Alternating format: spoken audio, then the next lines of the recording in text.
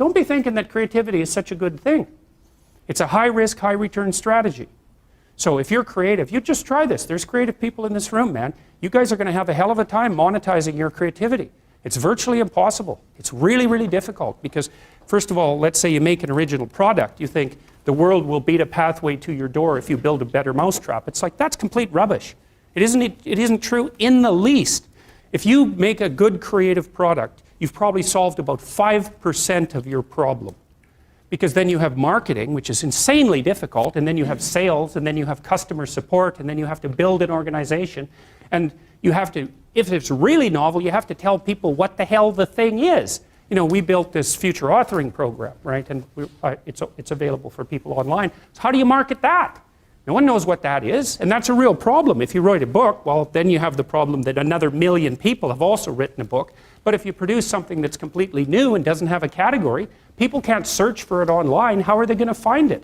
So you just have, and then you have pricing problems, and it's really unbelievably difficult to produce something creative and then monetize it. And even worse, if you're the creative person, let's say you have a spectacular invention. You've got no money, right? You've got no customers. Those are big problems. And so maybe you go and you find a venture capitalist. We start with family and friends because that's how it works. You raise money for your product. You raise money from your family and friends. That's assuming you have family and friends that have some money and that they're going to give it to you. And most people aren't in that situation. So it's a terrible barrier right off the bat. And then, of course, you're putting your family and friends at substantial financial risk because the probability that your stupid idea is going to make money is virtually zero, even if it's a really brilliant idea. And so then let's say, well, you get past family and friends and you get venture capitalists involved because that's often the next step, or an angel investor. There's steps in building a business. Family and friends, angel investor, that's some rich guy that you've happened to meet, some man or some way who's into this sort of thing and is willing to provide you with some money to get your product off the ground. Well, how much of your product is that person going to take? Well, most of it.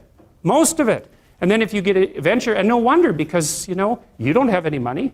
How are you going to bargain for control over your product? He'll just say, well, do you want the money or not? And if your answer is no, then he'll go and do something else with his money. It's not like there's no shortage of things that you can do with your money. There's a million things you can do with it. So you're not in a great bargaining position.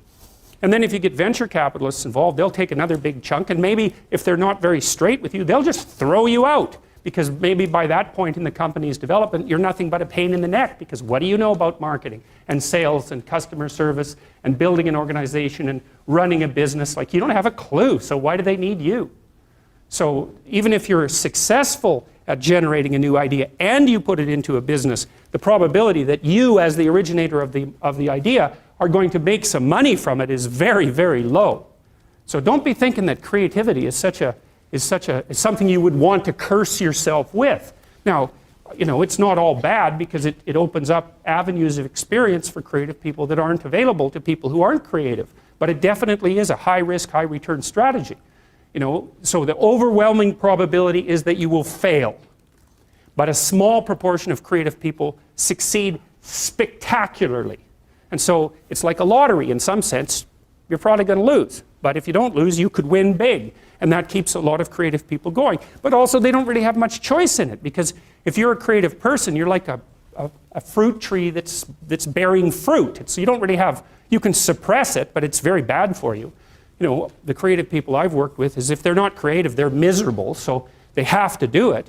But, and you know, there's real joy and pleasure in it and psychological utility. But that doesn't necessarily mean that it's an intelligent, it's certainly not a conservative strategy for moving forward through life.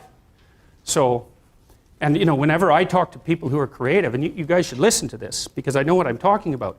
If you happen to be creative, if you're a songwriter or another kind of musician or an artist or any of the other number of things that you might be, find a way to make money and then practice your craft on the side because you will starve to death otherwise. Now, for some of you that won't be true, but it's a tiny minority. Your best bet is to find a job that will keep body and soul together and parse off some time that you can pursue your creative thing because then, well, as a long-term strategy, a medium to long-term strategy, it's a better one.